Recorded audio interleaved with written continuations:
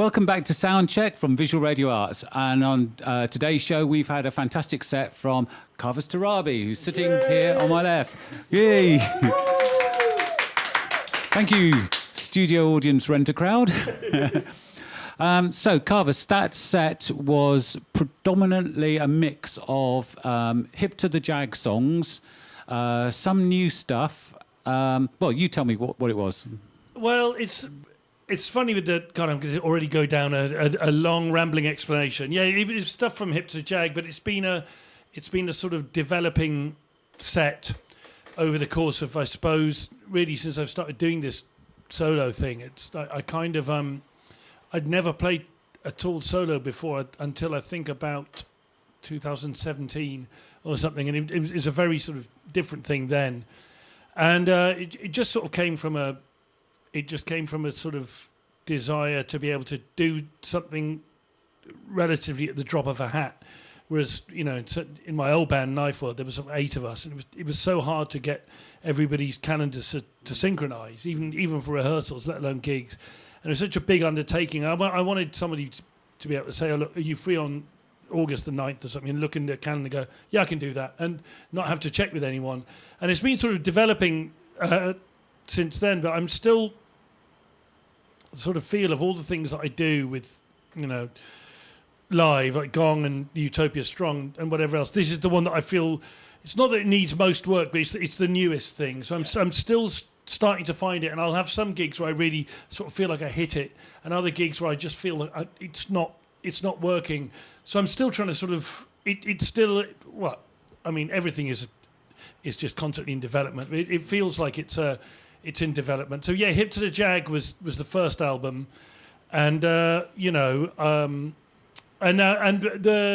in fact, when I was first doing it, I was doing the songs much shorter. I had an acoustic guitar, and I was just sort of doing them in terms of beginning and end, a lot more like the record. But so as I got into it, I started wanting to turn the whole set into more of a performance, more of a kind of, you know, have these lulls and go from these sort of quite, what feels like really celestial moments to sort of like quite like human and sort of like vulnerable sort of thing. So it's gonna be more a case of whatever works live will be what I'll do sort of with the new album and stuff. Yeah, and the new album's called... It's going to be called The Banishing. The Banishing, and that's coming our way... It's coming out in May. In May? Yeah. Okay.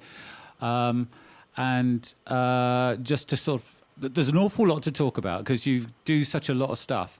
But last year you did a collaboration album with Richard Wildman. That's right, yeah. Heaven's Son, which, again, it's quite a different sort of sound in many respects to what I was expecting when I sort of chucked it on. Yeah. But this is the difficult part because you always seem to have stuff going on that is different to what it was yesterday. Yeah. You know, so there's the Holy Family. Yeah. Miranda Sex Garden occasionally. Yeah, I mean, Miranda Sex Garden, I mean, they're friends, and you know, I mean, you know, we used to love that band in the 90s. I mean, that's just, I say that's something I do as fun. It's just I turn up and I play, you know, and I learn the songs I play. It's not, I have an input in as much as I've sort of coming up with my own parts and stuff, well, based around what the previous guitar, the late Ben Gollumstock used to do. But it's kind of, I don't really, I have no great desire to sort of, you know, sort of alter the course of the music so much there. So yeah. But there's that. Then there's the Utopia Strong. Utopia Strong, yeah. Which is the 3-piece sort of synth band with this setup, yeah, and some bagpipes. Yeah. And if that's not enough, then last year it was touring with, or being part of the Steve Hillage band. Mm-hmm. And doing Utopia Strong as a support. Yeah. Yeah. And now you're sort of just about to start the second part of the Gong tour, which takes in, well, if you look at it sort of stretching forward into the rest of 2024, you've got a lot of overseas stuff going on as well as the stuff that's a bit nearer to home. So I got more. Should I tell you more? Yeah, you got more. Yes. Yeah, go for it.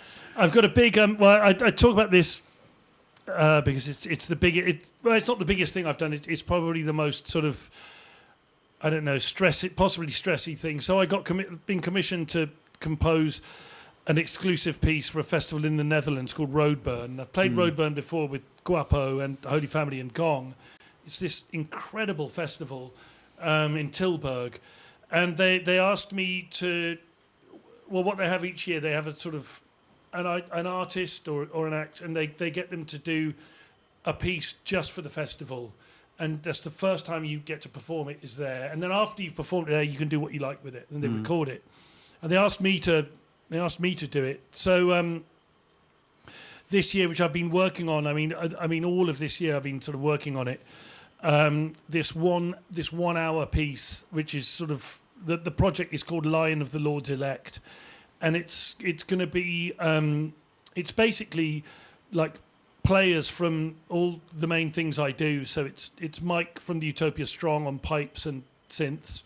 It's Cheb, the Gong drummer, on drums.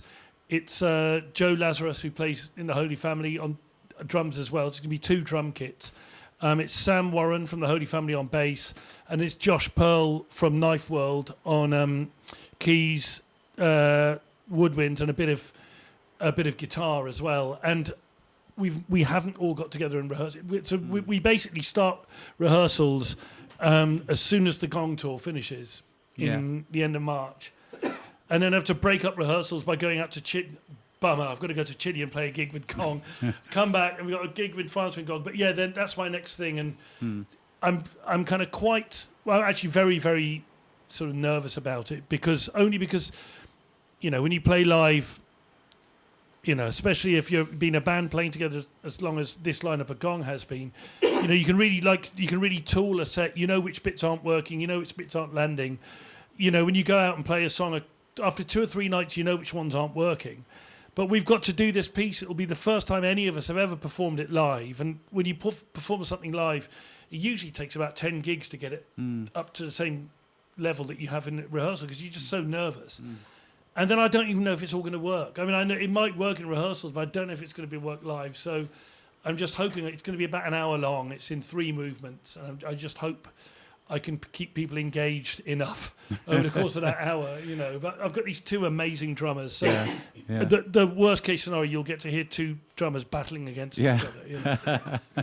I mean, I suppose that's the risk, isn't it? That's what this is all about in many respects. But there's so many things, you know, you get asked to do something and I just sort of think, well, if I can possibly do it, even if it seems really sort of, you know, beyond your capabilities, I'll say yes and just aim to do that because otherwise you sort of regret it. Yeah. I mean, what's the point? Just do stuff. Really. Well, I remember Steve Davis and I got asked to DJ at Block Festival, which was sort of a festival of electronic music, and we'd never really DJ'd out on that scale before. We used to just do a little play set in a brewery in East London, just for mates and get, you know, free beer and stuff. But then it was playing this proper 4-hour festival where there were proper DJs. And it was like, well, what's the worst thing that can happen? Because we were both worried what's the worst thing that can happen? Well, the worst thing is we go out there and we really screw it up. It doesn't land. People think we're rubbish. Well, so what? Then it's an anecdote. Oh, do you remember that time? That time we went to a dance festival and played Magma and Black Sabbath? Yeah. Turned out it went really well. You know, they were loving Black Sabbath. So, you know, it's just what they wanted to hear. So, and you DJ, and now we're DJing. Yeah, and you did the Blur gig. We did at Wembley Stadium. That must have got the biggest place possible to do a DJ gig. I did. Yeah, it was amazing. We were on the stage, and I dropped a brand new Gong song that was not yet. My Guitar Is a Spaceship from the new album. We dropped it just before Paul Weller came on, which was pretty wild. But I had to do it. I did a Freddie across the stage. You know what a Freddie is, right? It's this one. You get it on camera, this one. So I did the Freddie across. Well, I got that from the Wembley audience. So that was good. Yeah. Coming back to stuff a little bit more local. So you're playing your solo stuff. I mean, by the time people get around to seeing this, it's going to be in a few weeks' time. So the fact that you're playing next week in our time at Glastonbury is a bit late. If you're watching this now, it's you've missed it. Yeah. But and I know that you've got another solo thing in several months' time. We're in Swindon with Richard Wildman. Yeah. You got any other ones? Yeah. I'm doing a small tour in August. Well, hopefully it's going to be bigger. At the moment, doing a few dates in early August with The Witching Tale, which is Mike York from Utopia Strong and Catherine Blake from Miranda Sex Garden and Medieval Babe. So we're touring together in early August, and then I think the second half of August I'm going to be out on my own doing stuff. So the album will be out in May, and I'll be touring that. So it'll be I'm going to over the summer sort of update this set to see what from the new album's going to work in it. You know.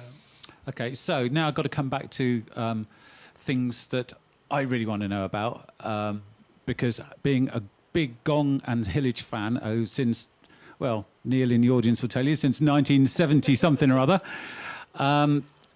Watching you play with Steve Hillage last year on that tour, that was kind of like, that was marvellous. And then I don't know if I can speak for I think everybody in this room probably saw that tour, did they? Did you? Yeah. From my point of view, it was the best thing, more or less, that I went to last year. But you're a fan, you're a Hillage fan. What's it like kind of playing the music, actually being part of the thing that you've been listening to for years? Oh, it's lovely. I mean, I've sort of, I've sort of got previous with that because in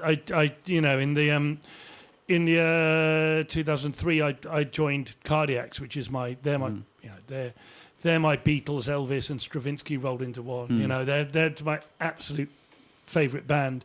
So I kind of I'm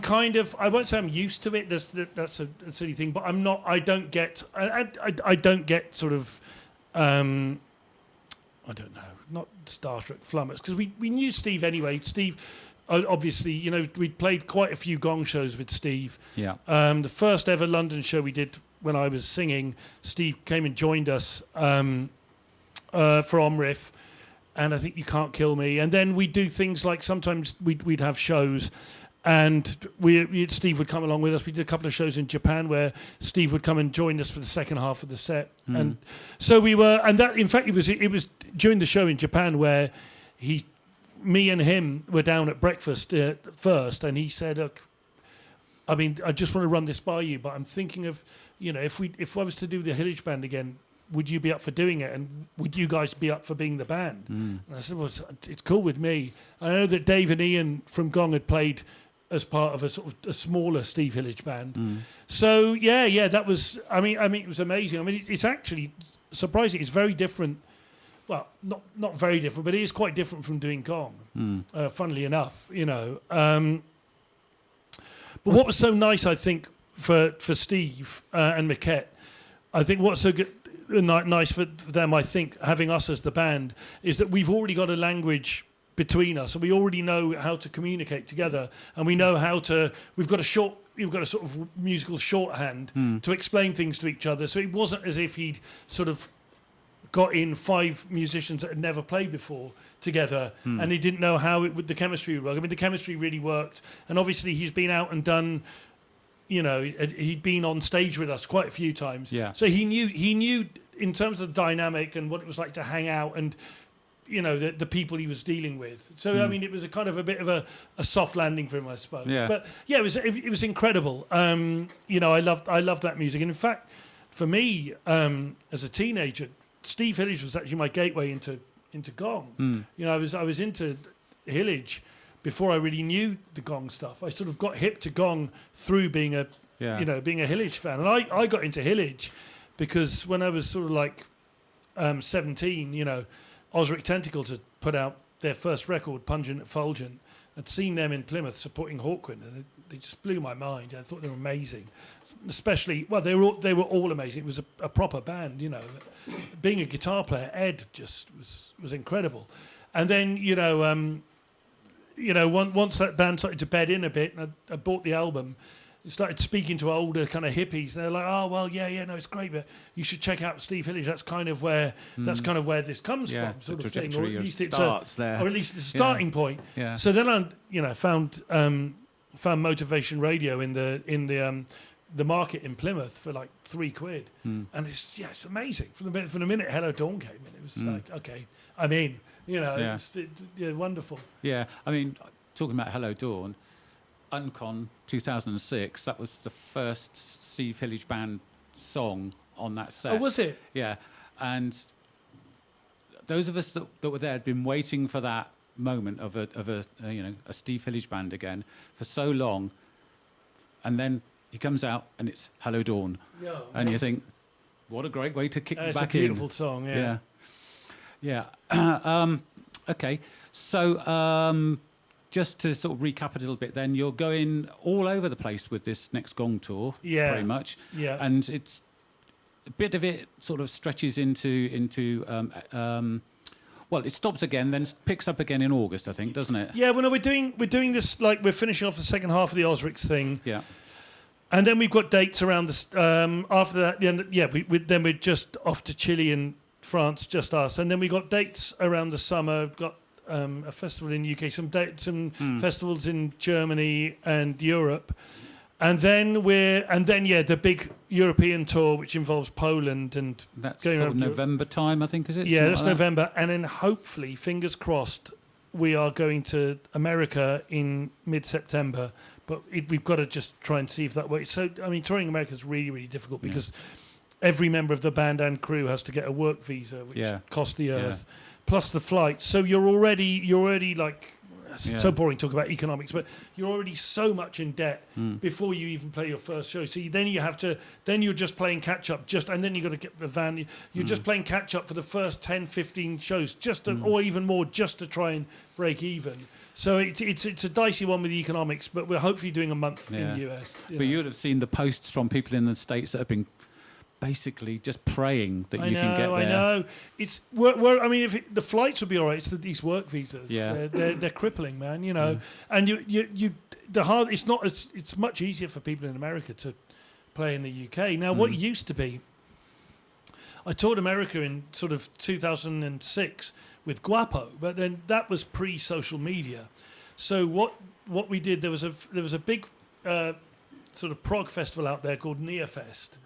It was a really cool festival because they'd have like your sort of more mainstream kind of prog, like, I don't know, Flower Kings or Porcupine Tree kind of thing. But then on the Sunday, they'd always have like a funny band or, a couple of funny bands. So Present played there, I think University played there, I know Magma played there. And they got Guapo in as the Sunday band. So it was a really varied lineup. And the way it works is that they had a visa waiver because they were a charitable. It's gone to festival. Because there was a charitable organisation. They got this visa waiver, so they could get you over from the UK. Yeah. And Dave, who sort of ran things in Guapo, said, "Okay, guys, here's the thing. We can go and play Nearfest, and come back with £500 each, or we could go there and tour. Do a 2-week tour with a brilliant band called Zombie, like 2-piece." We can do a tour, probably not make any money, but get a 2-week tour of like generally around the East Coast way. What does everyone want to do? And all of us said, let's go and do a tour, sort of thing. Well, the thing is, there was no way of finding. There's no way when you're going into sort of customs, they're going to be able to know that you're going to do a tour. No, because we were just playing proper underground kind of venues, and then we had a cover story that look, oh no, we're just going to go and sightsee or something. So. Actually, they didn't ask us. But now you can't do it because you're all over social media saying, hey, we're on tour, here's our dates, they're going to find out straight away. So now you really need that visa. So all my, in the 90s and 2000s, all my friends' bands that were on the same sort of level as us were all getting little tours of the US. You could do it for the cost of flights and stuff. Yeah. You could go out there and tour, and now you can't, Well, let's hope it comes off. Hope the Gong thing comes off, because I know that there are a lot of people over there that are really... man. Well, I love it. I love the US, it's brilliant. So I'm just going to ask the people that are sort of out in our audience if they've got any burning questions to ask you, to take advantage of the fact that you're sitting here. Anybody got anything that they want to ask? Right, I'm just going to come and give you a microphone. Hi, Kavus. Hi, Ian. We've met once or twice before.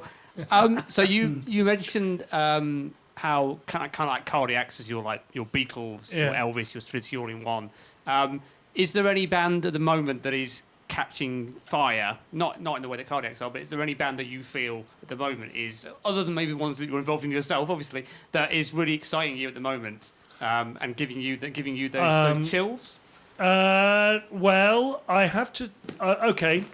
Yes, there are, but I don't really listen to music anymore, or I don't listen to new music anymore, for no other reason that I've become so busy doing all my stuff that I just like to keep whatever it is I'm working on in my head. So we're for listening now, I just listen to cartoonists talking about making comics. Most of the time I only listen to music in the car, and then it's kind of like comfort food. I'm just listening to, CDs I know very, very well. However, I really like, they're not a new band at all. I really like This Is the Kit. I went to see them in Falmouth. I've seen them a couple of times recently, and their extraordinary guitar player, Neil Smith, has a band. I think they're Brackish. The Brackish. They played on one of our shows. There you go. Yeah. I was absolutely had my head knocked off by how good the Brackish are. Now there's a Cardiacs connection there. Yes. Because Luke Cawthra, the other guitar player, also extraordinary. Luke Cawthra is the nephew of Mark Cawthra, who was the original drummer and then later keyboard player of Cardiacs back in the late 70s, early 80s. But yeah, the Brackish are amazing, and I think Neil. There are very few guitar players. I don't want to diss anyone. But there are very few guitar players where I see them and I think, that's how you do it. And I'm putting in the caveat that I know that probably to 99% of guitar players, that's not how you do it with what I do. I can see. I have a very curious style that's really not for everyone, and it's not at all broad. But I hear sort of proper guitar players, and it's like, that's not for me. But God, man, Neil Smith, watching him play, it was like the entire show just going, oh God, that's how you do it. That's how you do it. I think he's incredible. I was just listening to one of their albums only a few days ago. I think they're one of those, because they're local-ish, aren't they? Bristol-ish. Yeah. And they're one of the bands that almost nobody has heard of, but they're blooming marvellous. Well, I'd never seen them before, and I was out in Bristol with Steve Davis, and Aphex Twin was playing in the wherever it was. It was a really, really big thing, and I think we might have had a blag on that. I don't know for sure. I was like doing that, trying not to initially blag, but doing that text where, because my friend is his sound guy. And I was saying, I just did I'm in Bristol. Are you guys in Bristol today? He said, yeah, we're just setting up now. And I was going to go and go, not any chance of it. But as it was, a friend of Steve said, oh no, we're all going to go and see a band locally, about 2 minutes away from where Steve lives. We're going to go and see a band locally, the Brackish. So I was like, bloody hell, I know Luke, like that really. So went on, and it completely knocked my head off. I thought they were amazing. Anyway, anybody else got anything before we wrap up? No? Oh, no, yes. Hold on. I shall cut this more eloquently. I have to say the gender demographic split is just like a Steve Hillage. Well, actually, no, it's far more feminine than the Steve Hillage audience, this demographic. Yes, I wonder if I could ask a bit of a Cardiacs fangirl question. Oh, yeah, here. please, yeah. So one of the distinctive things about Cardiacs is the ways some songs, they just gradually speed up and gradually slow down, which is a really difficult thing to do. Yeah. I've always wanted to know how you did that live, how on earth you all stay in time with each other when the music is speeding up or slowing down. Well, I don't think it's any great secret to know that we used tapes in Cardiacs. Live, and Tim would program all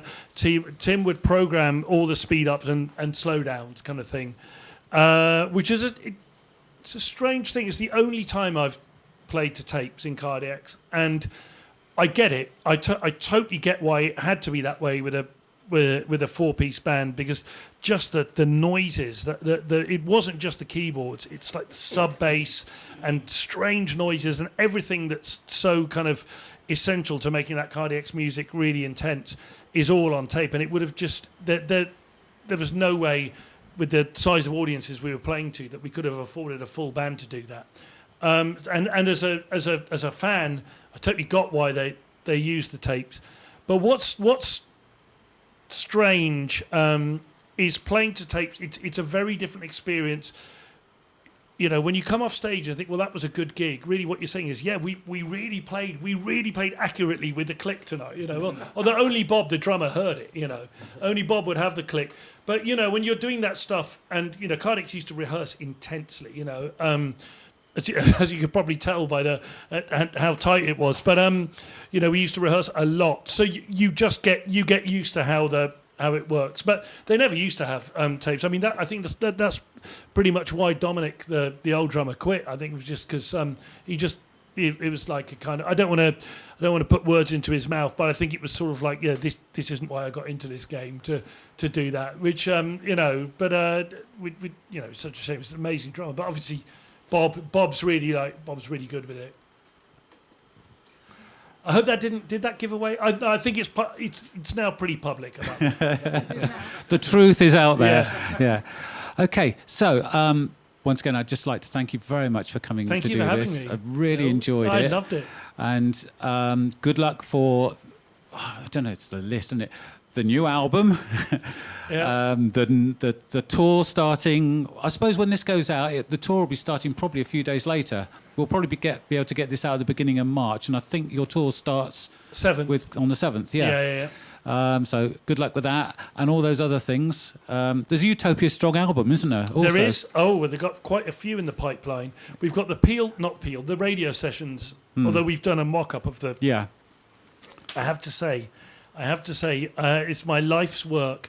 Is that do you remember those old Peel session albums with all the bands? So we did this radio session and we're very happy with it. And we spoke to our label. I said, "Would you be up for putting it out?" They said, "Yeah." And I said, "Can we do a Peel session Strange Fruit album, but every single band is like made up?" And they were like, yeah, sure. And I've got a list of bands made up band names I've been collecting for years. I just sent them to Johnny at Rocket, and it's as much as I love that record, I'm very, very pleased with it. Just to be able to see all those made up band names on the front, where the design. So basically, if you sit down with a magnifying glass and go through it, all of that. You just made them all up. And the CD has different bands again. Has it? Yeah. There's some good ones on there. Yeah. So that's Nexus of Grodiak being one of them. Maybe we could get them in to do a set. And that's what, April-ish time or something? No, that's March the 22nd. That's coming out. Right. Okay. But you kind of implied that there are more Utopia Strong. Yeah, we do these. I don't know if you know, but we do. As well as our sort of studio albums that we do for Rocket, which are sort of very much obsessed over and sculpted and overdubbed and everything. You know, they're very much studio creations. We also do a sort of line of self-released LPs where they're not on a label. We stamp the logo. Well, Steve stamps the logo with a rubber stamp we have on the center of the vinyl, and then we stick on labels on the back, and then I make these LP sized lino cuts, and we just basically lino cut these 250 covers, which takes ages, but they are and then we just sell them through Bandcamp, so you can stream them and download them if you want. But if you want to have the actual thing, and then we hand number them and sign them and stuff, and we've got the next one of them, which I think we're going to take a different approach. We're not going to do lino cuts this time because now that Steve lives in Bristol, we just don't have the snooker room to be able to. Yeah. We used to have this huge snooker room to do, and we do all the.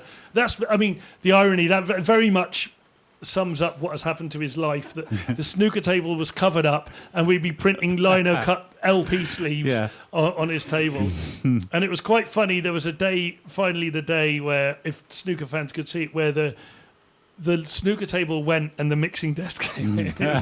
This is very sort of like it's some kind of like transition. Exactly. But transformation. But now where he is now, that we just don't have that room. Yeah. And so the last one, me and Mike did it at home, and it was a headache finding the space to get them drying. There were sleeves all over the house, and it's like, we need a new approach. So we're trying out a new idea with these. They'll still be completely unique, but we've got a new concept. But yeah, we got the next one of them ready to be mastered, which is just going to get mastered by James Larkham, and that's going to go into production. And then we're also working on our next proper studio album, which I'd say we're probably about over halfway into it as well. Yeah. So a lot going on then. Yeah. Gotta keep, just keep on this gravy train until people are just like sick of hearing my stuff. Yeah. Gravy train. Till one day they just turn around and say, "Not him again." Yeah, well, I worry that people think. I'm not surprised. It's interesting that there is an overlap. Obviously, the people here, but there's a lot of people that know me from Utopia Strong don't know what I do outside of that. People that know me in Gong have no idea of my other stuff, and vice versa. I think only people who know my solo stuff really know the other stuff I do. But I'm not gonna, I always like that sort of discovery. I mean, just getting back to Henry Cow. I remember when I was sort of like when I was like a teenager, there was a record label called Earache that put out. It's like probably famous for doing like sort of Napalm Death and Carcass and Bolt Thrower and Godflesh, Morbid Angel, that kind of thing. And I was really, really into this label, so I used to buy everything that was on Earache. And then in the sort of late 80s, they put out an album by John Zorn's Naked City called Torture Garden. Do you know John Zorn at all? No. Okay, so do you guys know John Zorn? Okay. So John Zorn is, talk about prolific, obsessively prolific. The guy doesn't even have a kitchen. John Zorn or a snooker room. John Zorn is I suppose on the one hand, he was the enfant terrible of jazz. He's a saxophonist, but also a composer, and puts together all these different ensembles. Does all these mad projects. Puts out about 5 or 6 albums a year. Always incredible. I mean, proper progressive, forward-looking, extraordinary composer. Lives in New York, and he put together this group in the late 80s called Naked City. Now, Naked City was him on sax. It was he now calls himself Yamamoto I from the Boredoms on vocals. He used to be called I've forgotten actually something else. It'll come back to me. The vocals. He had Fred Frith on bass, Wayne Horowitz on keyboards, Joey Barron on drums, and Bill Frisell on guitar. Ooh. And this album. The second album, Torture Garden, I'd say sort of like it was very influenced by Carl Starling, who did sort of like the Looney Tunes music, and it's like these 40-second pieces with like loads and loads of hyper changes in it. It's just uber intense. It's absolutely it was groundbreaking. It completely blew my mind. It wasn't for everyone. It totally blew my mind. It turns out, I got to know Tim from Cardiacs and all that. He's a huge Naked City fan. But basically, once I'd heard Naked City, I kind of went down this sort of rabbit hole of just trying to get into it, explore everything of the people that were involved because it was so good.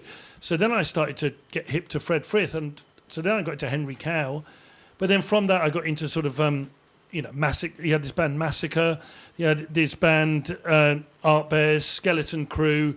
Then later on, Keep the Dog. And Fred Frith he became really, in a way, like a sort of a blueprint for how it could be done. And in a way, I look at myself now.